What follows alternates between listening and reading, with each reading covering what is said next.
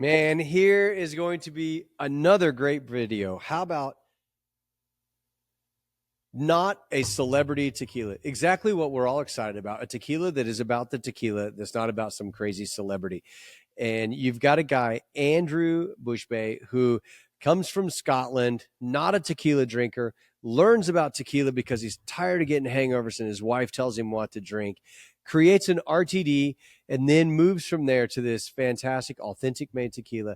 And you've got to hang on to the end, because at the end, there's a brand video that talks about how they started this whole thing and how it went from a joke to an amazing brand. I hope you enjoy tonight's interview with Andrew. Thanks for tuning in.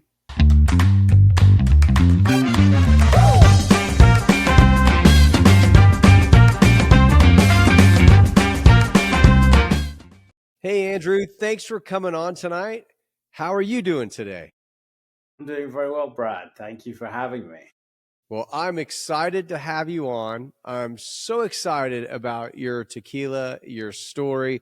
But what I want to do first, because I have, this is like a no-no. I have an empty glass here, so I think we should fill up so we got some great tequila to drink and talk about. Excellent. I'm going to have to start working out more because these corks keep getting harder and harder. I'll tell you what, and we'll go into more detail about everything, but we bought an off-the-shelf bottle and cork system, right? Like everybody recognizes this bottle. It's the Ocho bottle.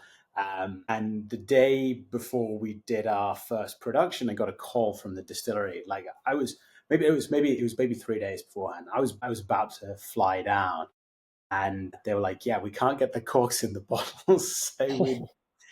So we bought them. We bought them off a local supplier, and the corks were just a little bit too big. Luckily, we worked this out.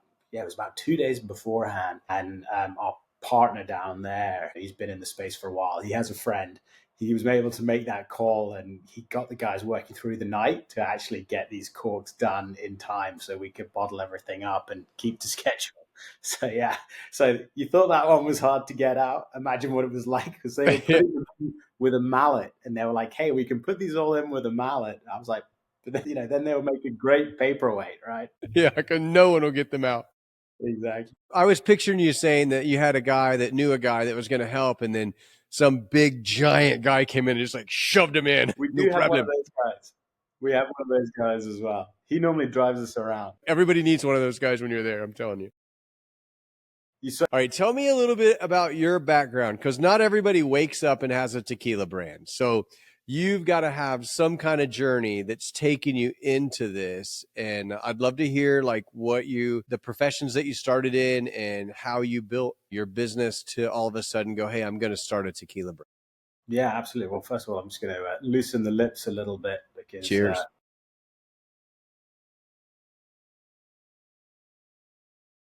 So good.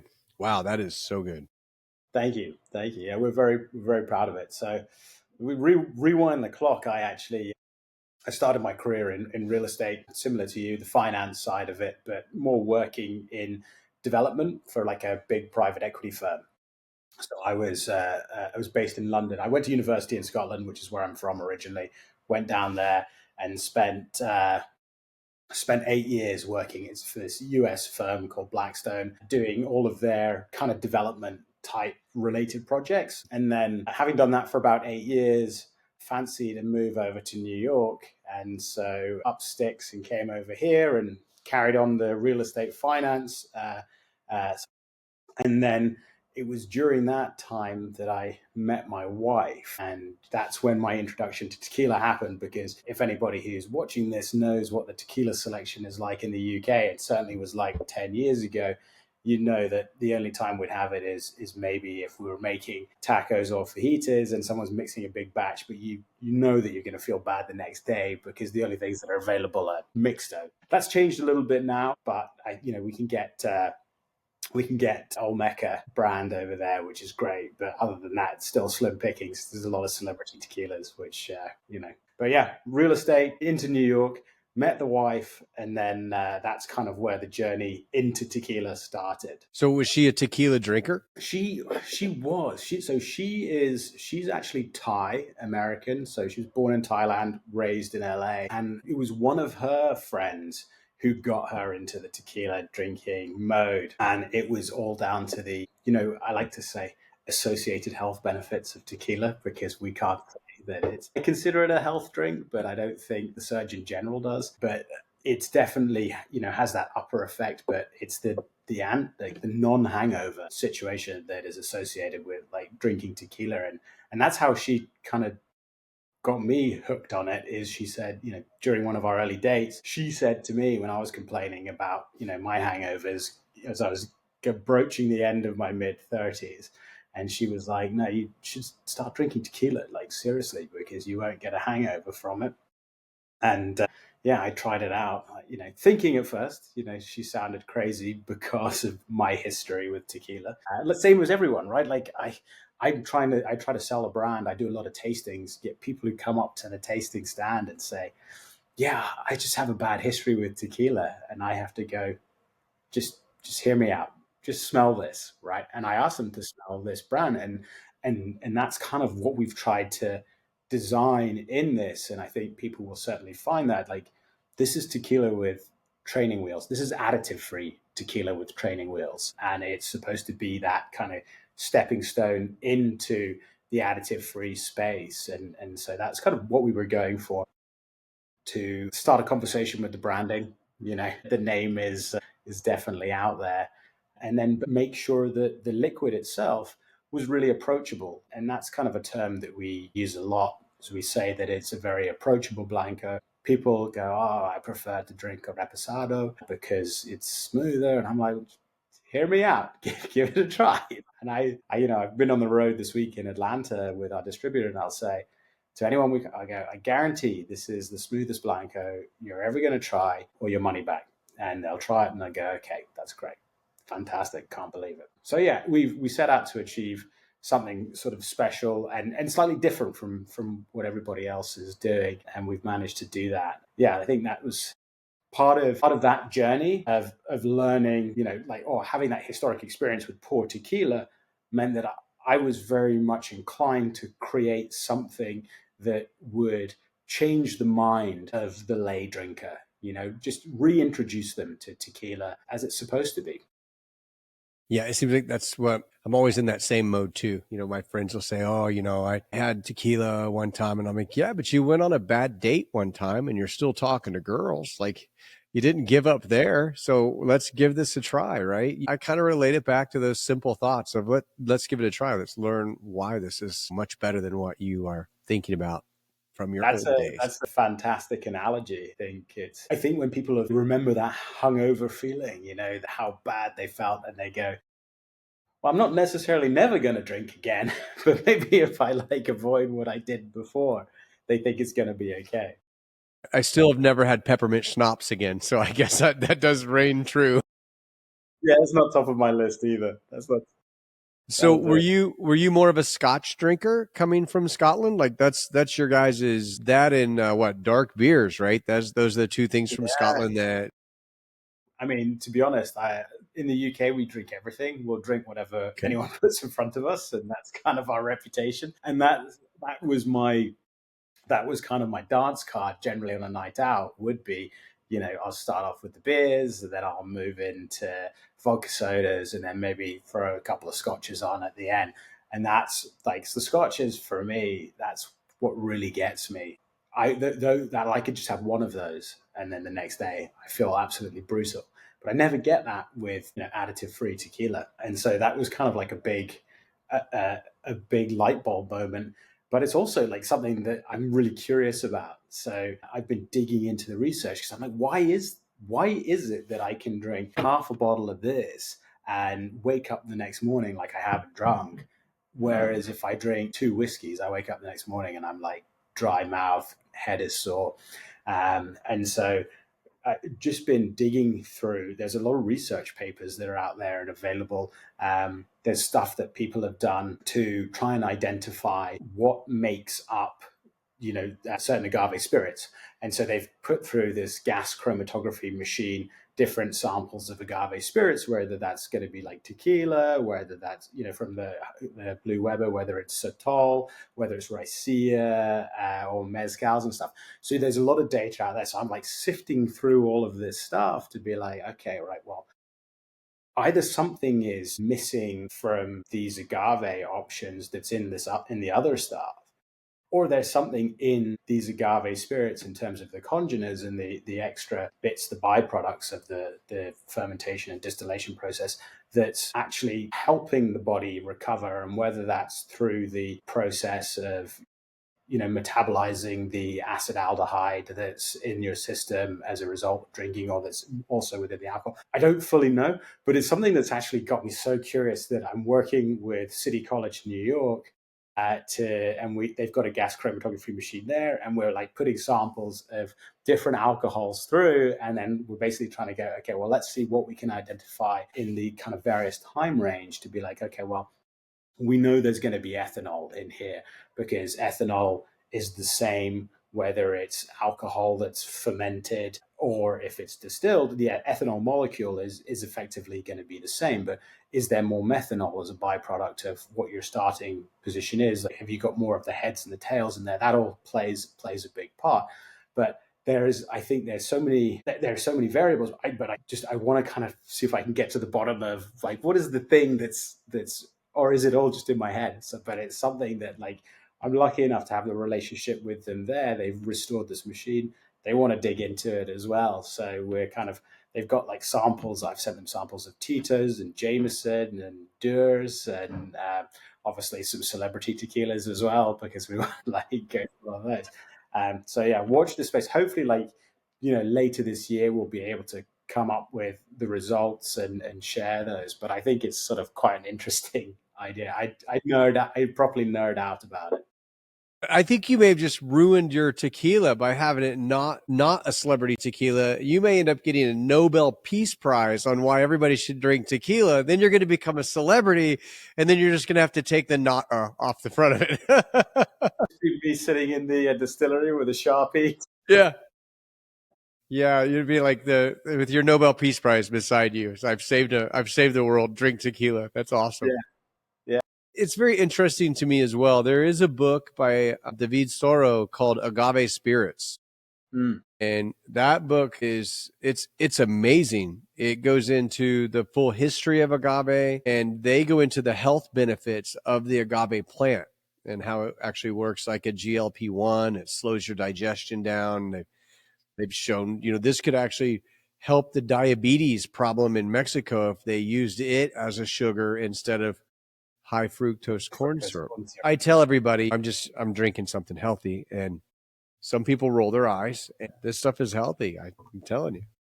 Yeah, no, 100%. I mean, it is the sugar and everything, the fructose that comes from it is so much better for you than, regular sugar, and certainly high fructose corn syrup. Trouble with high fructose corn syrup, it only takes a year or less than a year to grow that corn, right? So, Right. with our precious babies take 7 to 8 years.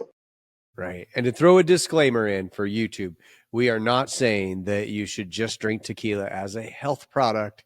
It is alcohol. Please drink it responsibly. Well done. Daily but responsibly. That's what I always say. Daily but responsibly. Yeah. So how did you get the crossover from real estate to spirits? That's a big jump. Did you have some guidance or like a mentor that helped you show you how to navigate this? Yeah, I mean, I kind of I blame my old boss, for back my first boss, because he was very good at, if we had a new project that was coming in, he was very good. He's like, right, we've got to build the team, we've got to work this out, top to bottom, try and find out what it is that we're doing. And I kind of took that mentality into this, and not being afraid to pick up the phone and talk to people. That it started during COVID, so like everybody else, we were stuck at home and had a lot of extra time on our hands, and we were seeing the popularity of the ready to drink space, and were surprised at the lack of tequila options that were available. At that time, it was basically just cut water. And so we said, okay, there's an opportunity here for somebody to do 100% agave product. And as we were kind of coming up with the idea, so were about 10 other people, it turns out. But we ended up kind of creating Buena Fe, which is our RTD cocktail, and that was the beginning point of it all. And it was that process. It was sort of picking up the phone and learning the ins and the outs of how the industry worked. Because I built buildings, and I thought kind of like building a brand and a business would be similar. It turns out it's very, very different. Fair It's enough, like the fact, obviously. yeah, both things take time and cost money, and both things usually cost a lot more money than you expect. But I sort of took that attitude of, right, well, I'm going to start out, I'm just going to ask as many questions as possible, and it got us to a point where we had the RTD in 12 markets, and we I think we were selling about kind of 4,000 cases of that, and it was it was during that kind of whole process that we birthed the tequila. But again, that was very much like university, RTD university, expensive, but kind of learning as you go. There are a lot of people in the industry who will be very quick to come and help you, who don't necessarily have the best and fastest route to get to where you want to go. There's a lot of people who are just trying to make a living, and they'll sell you all their services. So you've got to look out for those people. And we just got very lucky that a group that we were working with introduced us to our partner based in Mexico. It's because and it came down to the fact that we wanted to do 100% agave cocktails. You can't do that outside of Jalisco. And at that time, there was one canner in Jalisco area, and outside of the five states. But there was one canning company, and they were working with a few different people. But there was one main gentleman who was managing that, and he turned out to be one of the original founders of Grande Vejo, which is a fantastic tequila out of 1414. So we ended up getting introduced to him, and he has been a fantastic partner. And he's kind of helped us by managing everything on the Mexico side, because obviously when we created this brand, the CRT were not over the moon about the label, and they were not in a hurry. Yeah, funny that they were not in a hurry to give us this label, and it took a long time.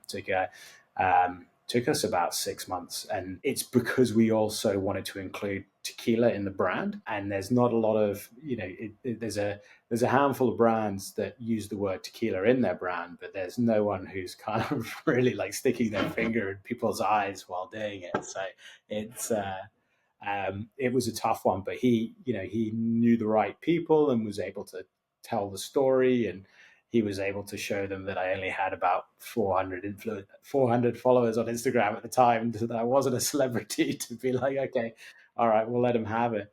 But when the day they went to ship the product the first time out of the distillery, the rep from CRT came up. He basically opened up the sheets of the paperwork and looked at the label, and he was like, how the hell did you guys get this label approved?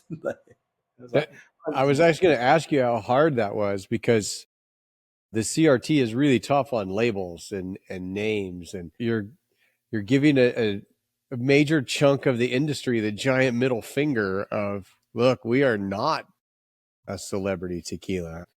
I was going to make the joke when I popped it, I forgot, but as I was pouring, I thought, you can hear George Clooney crying right now as we're pouring in this non-celebrity tequila. Crying into all these $100 bills. $1,000 bills. He's the only guy with $1,000 bills. Yeah, I don't think he cares. I think he's absolutely No. fine. Yeah. But I love it. And you really kind of did it based on what I've learned is you kind of put it together as a little bit of a joke. You've got a name that could blast off, and I love it. And that's kind of how it worked, right? Then you have the idea, and yeah, exactly. So we were kind of fully pregnant with this at the time, and we were like realizing that, hey, no one's paying attention to quality products at the moment. And so we were like, right, we need to raise a budget, like raise a marketing budget. We'll do a crowdfunding exercise to do that. And so we put this crowdfunding campaign out on Start Engine. And I'd had this brand idea in my head for a while. And I'd said to one of my investors and my wife, I was like, I really want to do it. And they were like, just wait. Like, you've got the canned cocktails to deal with. Focus on those. And I was like, well, I'm going to put it out as a reward in the crowdfunding. And they're like, all right, fine, go for it, do it. And so we created the bottle. I mean, it was, I downloaded like a stock image of a bottle from Adobe and like photoshopped this label onto it. And then I was like, okay, if you invest a certain amount, I'll give you a bottle of Not A Celebrity Tequila.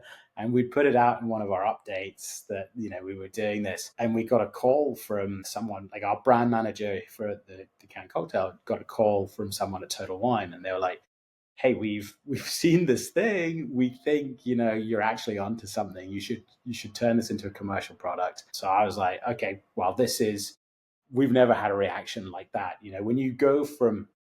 When you start doing something in this industry, you realize that it's like you're constantly knocking on doors and making phone calls and trying to get people to pay attention to you. And literally the last thing any distributor wants right now is another RTD or another tequila brand. So it's Right. like we were getting left on red, left, right, and center. And anyway, so I was like, well, this is the first time that somebody has told me that, hey, you've got something and you should really pursue it. So I flew down to the distillery like 2 days after that, said like, I think this is it, and we were just going to bottle up the same tequila we were using in the canned cocktails, because this is an organic. This is completely organic. I'll try not to mess up my autofocus, which meant that we were using an organic tequila at the time, and this is how we ended up in the partnership with the Galindo Distillery.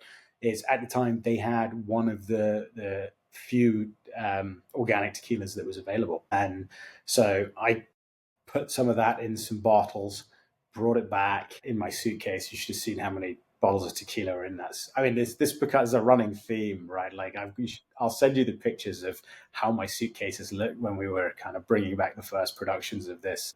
But anyway, so I bring it back, I get home, it's late, and I give it to my wife, and I'm like, okay, so this is what we'll do. And she basically takes it and sips from it, and she was just like, no way. This is not it, right? If you've got this brand, somebody has taken notice of it. That means more people are going to stand up and pay attention to it. What goes into the bottle matters. And if you're going to take a fight to, all these overly manipulated celebrity tequilas and just the mainstream ones as well, the liquid needs to be something that's really light, really clean, easy to drink. I know we're not supposed to say this to, the tequila aficionados, but smooth. Because if we want to get the people who are drinking the silky, syrupy stuff to pay attention to the additive-free stuff, we need to give them something that's not going to scare them off first. And I think, that was our thinking. That was certainly her point that she was making to me. And then she finished that by saying, and you can't use any additives, obviously. So I was like, okay, great, honey. It's very easy to say, but, you've got to try and make it happen. So I call up our partner, the guy who helped with the cork, and I said, like, this is what we want to do. And he said, we can actually make this work, and this is how we'll do it. Come down and spend some time with us, and we'll see if we can come up with the profile that you're looking for. And so went back down there, and we rolled up the sleeves and got to work, and we decided on this profile, and that's effectively what we've described so far tonight. It's very light. We don't hide behind how we make it, because people are very particular about the process. They're not fans of the high pressure autoclave, and it's like, yeah, I know. It makes it more affordable and it makes it faster, but it also allows us to make the profile. It's not going to end up being quite the same as something that's going to be. It's not going to be as complex as something that's been cooked in a brick oven, right? And I think the two two of the decisions that we made were like, okay, we're going to try and remove a little bit of the complexity. We want to make sure that we're using all of these like really sweet agaves as well, so you're still getting that sweetness, but it's also not too green. And and so that was kind of like part of that first hit of it is like we don't want it to necessarily be too vegetal or too green agave forward, right? Because we think that can scare people off. So if we can get that sweetness to come through, like that sweet cooked agave bit to come through, and then that was the starting point, and then it sort of went from there to try and make sure that we did, get some of that minerality from the well water, that brininess, and then also that really clean finish using a couple of other techniques. Time and technique is what we say. And it's a little bit. People will say it's a little bit thinner, and it is thinner, but that just means that it sort of leaves the mouth faster for people. So it leaves the palate. It doesn't linger, and then they go, okay, so that's not as bad. It doesn't give you the sitting there for too long a period of time. But anyway, that's me. I'm rambling. It still has a nice finish, though. I look at this as a very approachable Blanco. It's something that has an agave forward flavor. It has, you say not to have the green agave, but I pick up like a really clean flavor, which Yeah, reminds me of the smell of the cut agave versus the cooked agave, right? So I yeah, get, yeah. I yeah, see. I kind of see. I see where you're going with that. You get a little bit of that at the back. yeah. Yeah, And it's a nice cleanness to it. It has a allspice in the finish, has a nice little tingle to it, a little bit of cinnamon, not an overpowering hotness, but a nice finish. It has a nice agave forward sweetness in it. I still pick up a nice minerality. If I'm a first timer, this is an easy to drink Blanco. yeah, exactly. This type of profile as well is very popular with the locals in that area, in the Arandas area as well. And it it has those elements that you're talking about. Well, like you do get that little bit of heat, whether it's pepper or allspice.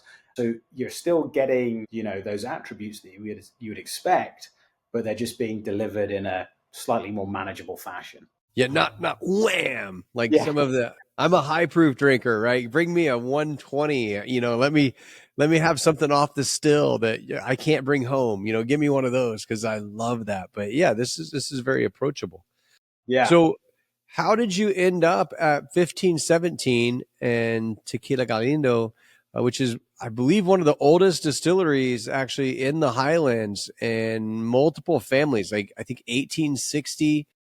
We ended up there working with them because of the organic tequila here.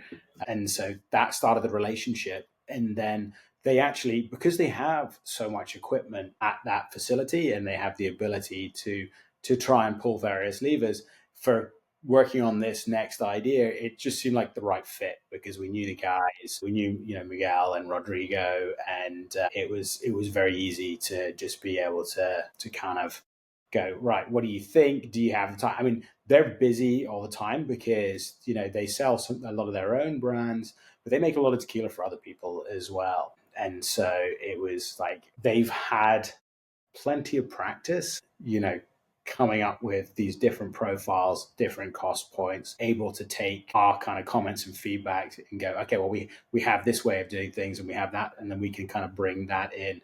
So the relationship was there. And then they also actually had all of the facilities that we needed to combine with the skills from the team to be able to produce this finished product that we had envisioned in our head.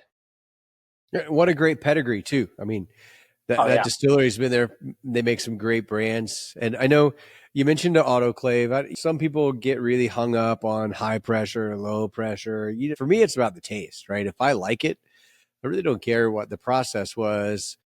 One thing I can say though, I haven't found one that I know is made with a diffuser that I like how it tastes. So I guess I draw the line at that cooking, right? You got to cook it. you got to cook it because otherwise, if you don't cook it, it doesn't taste like tequila because tequila is cooked agave. That's Exactly. what you're expecting to get. If you don't cook it, it's vodka or it's Nasty. It's yeah, nasty. Is what it yeah, is. It's So all Highland agaves, right? all Highland agaves. We all picked based on the bricks of the agave as well, and just to make sure that it's like, all right, very high sugar content. We're not going to go too young because we don't want that greenness. Just want the sweet. And just, I mean, generally, like, we haven't been specific as being, we're going to go from a particular plant, like field, agave field, etc. But what we are about to introduce going forward, which we're really excited about, we will be actually working with our partners to pinpoint the harvest and location of every harvest in our future productions. The bottles that come after this production, this was actually one for Europe. We're very excited. We're going into be in Switzerland later this year. But we currently have all the production information on the back. What we're going to have as well accompanying this is an additional QR code that will be specific to each batch. And that's going to actually tell you exactly when, on the date that those agaves were harvested, where the geolocation, as to, so where and when they went in for the cook, how and how long, when they came out, when the fermentation started, etc., time and temp, and all of that good stuff. And then when we move into the barrel aging, recording all of the barrel types and details as well. And we just think that transparency is the way that the industry is going, and the opportunity is there to kind of track all of this information. You can do a lot of it with a cell phone now. So partners down there, the guys at Global, they've created this software to allow us to do that. And I think we'll be one of the first brands that's actually including as much of this information as possible. And so excited. That's very cool. Like I looked at your bottle, and the first thing I did is I read the back, and it's got some great information. It kept me from having to go research. Okay, are they using a roller mill, or, are they using copper pots or stainless pots with copper? Oh wait, it's all on the bottle already, right? And that's important for us people who are, I call us tequila nerds. Like, we love all of that. That's really cool. Yeah, I think that there can be information overload in the world that we live in True. today. But at the same time, I think we're all asking questions these days about where our food comes from. It should be the same with everything else. And I think the kind of the push of all the additive free guys, like, what Grover and Scarlett started out doing, they were pioneers. And by doing things like this, I think we're helping to just keep that movement going, even if it's not in the same form. It's making sure that people stay cognizant of where stuff is coming from, and making sure that they're choosing quality over, we say quality over celebrity, but quality over, I love that, mass produced junk. Yeah. I have another brand that I did an interview with, that they had a t-shirt that said, "You make the movies, we'll make the tequila." And I was like, that's a pretty good one. Yeah, I agree. So there are, not to dog them all, there are a couple of really nice celebrity brands out there. I don't want to lump all celebrity tequilas into this, but most of them. I do. I'm going to say 99% of the celebrities have no connection to tequila in any way, shape, or form, right? Yeah. I mean, I'm not by any means here to hate on everyone. But Yeah. I know it seems that way, but really, we got to thank the celebrities who drew attention to the category, right? I think, by sort of, putting more eyeballs on it, it has opened it up. It has made it easier for people to come in and create good brands and get attention on the space as a whole. So I can't wholeheartedly hate on that. I think from our point of view, it's like the ones who are that we see as the cash grab, right? Like that. And we talk about that when we go into bars and we try people on our bars and liquor stores, and we try people on our tequila. They, overwhelmingly the response is like, "Oh my God, this is incredible. This is so smooth." Why do you do this? And it's like, we could have actually taken this liquid, put it in a fancy bottle, and charged $80 for it, and then put the marketing behind it to be like, yeah, this is luxury stuff. Yeah, but the goal wasn't to do that. The goal was to put a label on there that's going to make people ask questions about about everything. Like, why did these guys do this? And that was because we, as outsiders, we saw that the industry was a little bit broken, and we wanted to just shine some light on it, because that's where you can help clean stuff up. If you get more eyeballs on things, it makes it harder for people to hide the clandestine behavior that's going on behind the scenes. And we figured, a name like this, very British sense of humor, and it would get people talking, and they do talk. And so it's not necessarily to hate on the celebrities. It's a conversation starter. Is to try and get people to ask, why did they do that? Oh, the reason is because, like, there's so many garbage tequilas out there, and everyone's putting a ton of additives in them, yet they're not telling you how they make it. The luxury brands that are using acid hydrolysis, and it's like, watching their success is like, well, good for them. But at the same time, it's like they're stealing from people by, it's like a used car salesman just putting sand in there, the engine, to keep it quiet from rattling a little bit. And then, when you get halfway down the road, you realize you've been robbed. Like, that's what that stuff is like. And, we wanted people to be a bit more honest about how they're making their stuff. I totally agree. And when you say that, a lot of people don't understand how the industry has changed for the people in the region, right? When you look at some of the major tequila brands that switched from using a Tahona and a roller mill and cooking, the amount of hands that go into making a good tequila, and how many of those people have been replaced by machinery. So thank you for, one, not just looking for a cash grab, but figuring out how can I create something that's sustainable and really good? How can I make something approachable to bring people to tequila? And then how can I give everybody a laugh? Because tequila is freaking supposed to be fun. So you knocked it out of the park in all of those areas. And from a Yeah. guy that loves tequila, thank you for doing that. No, my pleasure. My pleasure. The tequila was supposed to be a fun thing. Obviously, like, you had the Matthew McConaughey and his wife just do their pantalones tequila. And I was like, come on, guys. Like, this is But one step I'm too not far. sure if you're supposed to have pants or not supposed to have pants. Like tequila pantalones says you're supposed to have pants, but they're marketing there's no pants. I don't It's know. Like, I'm not wearing pants right now. You didn't know that. I never know what's supposed to happen. like, I think when they came out with that one, I was like, oh, gosh, it's got to the point now. Like, but yeah, no, I think, we wanted to have fun. We wanted it to be, fun for people, but at the same time, we wanted them to be able to pick it up and enjoy it. So we say funny name, serious tequila. So when we launched it, just before we launched it, we submitted a couple of bottles to the SIP Awards, and we got a double gold medal in the blind tasting competition. So no one really saw that, like, the label and everything, and it was not being judged on that. So uh, it's definitely, getting that trifecta, drawing the attention, getting people to then try it, because, why wouldn't you try a tequila that's called Not A Celebrity Tequila, and then going, oh, okay, well, that's what additive-free tequila tastes like. So yeah, it's been fun. It's been a fun project for sure.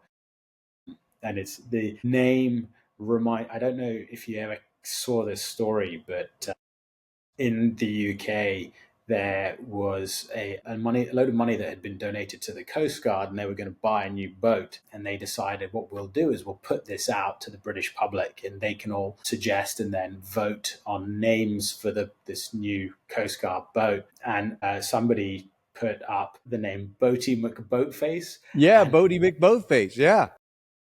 overwhelmingly, the country decided that's the name of the boat, and it won by a landslide. Now, they never actually ended up calling it Boaty McBoatface, unfortunately, but that's the kind of, like, British sense of humor coming through, and that's, like, part of. So it's not just a dig at the celebrities. It's kind of like, yes, it's a British sense of humor. It is funny. I just try to have a laugh. In Indianapolis, they named a snowplow Plowy McPlowface. Homage. Yeah. And they did it as a whole thing in the city for some new snowplow. I thought that was hilarious. So, It's cool. That is cool. okay, so I love it when I can get something leaked that nobody else knows about. Do you have any new products coming out that nobody knows about yet that we can slip out and let people know? we're working on some stuff. We're working on a few things at the moment. Actually, we working on some repo. Okay, awesome. So we've had like people go, "When's the repo coming?" Because everybody wants to drink repo right now. I just came back from 3 days in Atlanta, and they're all drinking Don Julio Reposado, and I'm like, guys, come on, there's so much better, so many better Ugh. options. But don't worry, I made that mistake once myself. So we know the importance of it for trying to get people to try the brand, but at the same time, it's like we're not rushing to do it because we want to do it properly. So we've been testing out some barrels with our guys. We're leaning towards a Hungarian oak, but it is very pricey to get those barrels. But we think it'll be worth it. So that's one side. But on the canned cocktail side, we had been fully focused on this, and then we got into a conversation with an influencer, which is obviously why it's separate from this separate from this Sure. and he had expressed interest in doing an RTD um, tequila soda, pretty much tequila soda. So we're trying to work on a variation of just going back to simple, the 12-ounce can, tequila soda lime, tequila soda grapefruit, and that's it.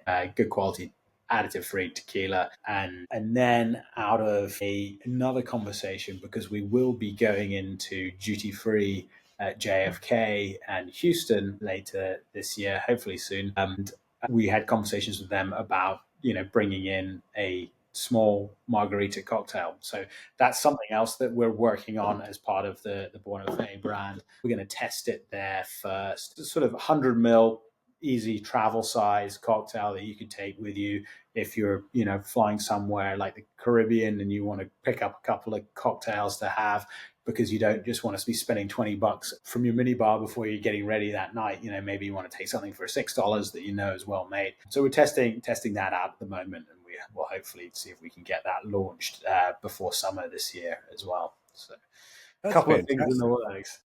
Yeah, you got all the wheels running. That's pretty awesome. And the repo, I can imagine this is going to be a great repo. I didn't know if you had like maybe a high proof coming out that was going to be called Not A Celebrity. Give you 10% of every one of those that we sell. Because, sometimes those high proofs can be a little hot. So maybe you make a really approachable high proof, Not A Celebrity. So, Yeah. I think, from we've sort of thought about, that with this brand and doing the high proofs and going sort of beyond that with different barrels and things. And our view is that's really for the guys who are trying to make those more complex options, to want more variations. I think our view is, as a brand and as a business, let's just see if we can keep being that conduit for people who have been drinking, that heavily manipulated stuff, and bringing them across, and just stick with kind of what we're doing, because the reactions that we're getting to this tequila is overwhelmingly positive. And so let's keep getting it out there. Let's just keep doing what we're doing. And because if I start making too many things, then I'll run out of time. And I think, we don't want the messaging to get lost amongst all the noise. And there are so many brands doing some wonderful things at the moment as well, that it's like, I don't want to necessarily go up and start competing against, the likes of Ensueño and Montagave, who have been releasing, and Cascanes, those guys have been just releasing all these amazing variations. So it's not our wheelhouse, and I think we'll try and stay in our end of the sandpit, and leave those guys to do those sort of, I guess, like I said, like more advanced. sure. There's specialty drinks that usually us aficionados are the ones that go down that rabbit hole anyway. Exactly. I mean, we'd like to think about doing something as an additive free alternative for people who are picking up 1942 and Clase Azul. And so we're looking at that as an option as well. But for today, the focus is just purely like, let's get the Blanco out, and then potentially the Repo, and we'll go from there, because this is providing enough work for us at the moment. We're a small startup. We're raising money. We've just got an agreement to go into North Carolina. We're just finalizing the paperwork there. So it's like we're slowly opening up some new states and things, and so we'll be able to give that all the attention without bringing on too many things to overcomplicate the situation. Well, good opportunity here because I'm in Indiana, so it's hard to find good tequila in Indiana. And if I was looking for your tequila, what states can people find your tequila? And then what states can people order your tequila from to be able to get it? Yeah, so we are available direct to consumer on 47 of the 48. Sorry, Utah. In terms of in stores, we are currently in New York. We are in Massachusetts and Georgia. Those are our first three states. We are expecting to open up Washington State later this year, Oregon shortly after that, and North Carolina hopefully in the next few weeks. So just chipping away. That's fantastic. And then they go directly to your website to order off of your website. Is that where they can find it? Yeah, go directly to our website, and I'll do ourselves out of it a little bit here. I say if you go to Union Square Wine and Liquor's website, actually they do sell for a little bit less than we sell on ours. So you can get a $2 discount if you go to their website. Fantastic. I'll tell you what, why don't we do like a 10% off code for your listeners for the month? That would be a good way to see if we get some interest. That'd be fantastic. Yeah, we'll promote that everywhere. So I have like an exit question I love to ask people. This question, I get the coolest responses. So now that you've gone into this journey from real estate to Not a Celebrity Tequila, who would you like most to sit down with, share a glass of this tequila, and talk about your journey? And they can be alive, historical, family. Who would be like the most rewarding person to sit down and say, "Hey, Salud, let me tell you this story and talk about your tequila"? That's a fantastic question. I think for me would probably have to be my grandfather. He was an entrepreneur himself as well, and I think somebody that I definitely look up to, aspire to be like, and he was just a bloody good time, and he liked to drink, but he was a vodka man. But I would like to be able to sit him down and be like, okay, I want to get you on this tequila. But yeah, he started he did a number of businesses back in the day. He post First World War, he was selling fake tan to US servicemen who were based in Germany, mail order. His father passed away, and he got this chemistry textbook and started coming up with ideas. And that was one of his first businesses. He ultimately ended up creating a glue for the DIY community, which was obviously huge back in the 80s. But yeah, I'd like to sit down with him and be like, hey, I didn't totally screw up. I know this is not where you thought the economics degree would get me, but at least try it first. I can say this from the story I've heard of you, the videos I've watched about you, and the brand that you've created. There's no way that he couldn't be anything but incredibly proud of you, and that's really awesome. That's a great answer too. Grandfather. Actually, if I took like notes, grandfather's the number one answer of that question, because it's amazing how somebody that usually isn't in our life long enough makes such an impression in our lives, and know that hopefully we can have that same impression, to our grandchildren. So that's pretty awesome. Yeah, I think that's a very good point. It's a very good point. Well, I appreciate you. That question. Say that again. Did you ever ask yourself that question? So I've had two people ask me that question in the video, and my answer has been not as cool as yours, because so I haven't birthed a brand to be able to really share something with, to go, this was mine, right? This is a little different being on the social media side. So the tequila journey that I think would be the coolest would be to sit down with Sammy Hagar, who who brought me to tequila. And I've been, such a fan of what he's done over the years. And as a guitar player and a musician and somebody that's been a big fan of his, to actually get to sit down and talk tequila with Sammy would be probably the coolest one to have a tequila conversation with, just because he'd be on the same wavelength. But honestly, it's like talking to you, because you and I have a connection through this crazy, amazing product that brings tequila people together. So, that's kind of a neat one. But for me, really the best fun is talking to brand owners and tequila creators and getting to share this all the time, because I learn so much more and I get so much more connected to the community and the product and the people every single time. That's a good answer. Can I change mine, George Clooney? That's freaking fantastic. I made a because like sometimes I get ideas, and like, my wife is tired of me getting ideas. She's like, the last time you had an idea, now we have a tequila company. But I know I did an advert the other day. I say advert, just a post, and it was 10 out of Ocean's 11 prefer Not A Celebrity. Wow. Andrew, I want to say thanks for taking your time. I appreciate the fact that everybody's not sitting at home with nothing to do thinking, I want to talk to this crazy social media person about my brand. But I really appreciate you taking the time and sharing your story. And I think people are going to really be excited about this. And thanks for having the thought process of bringing something that is drinkable, approachable, authentically made, and additive free to the market. And I appreciate that. So thank you very much.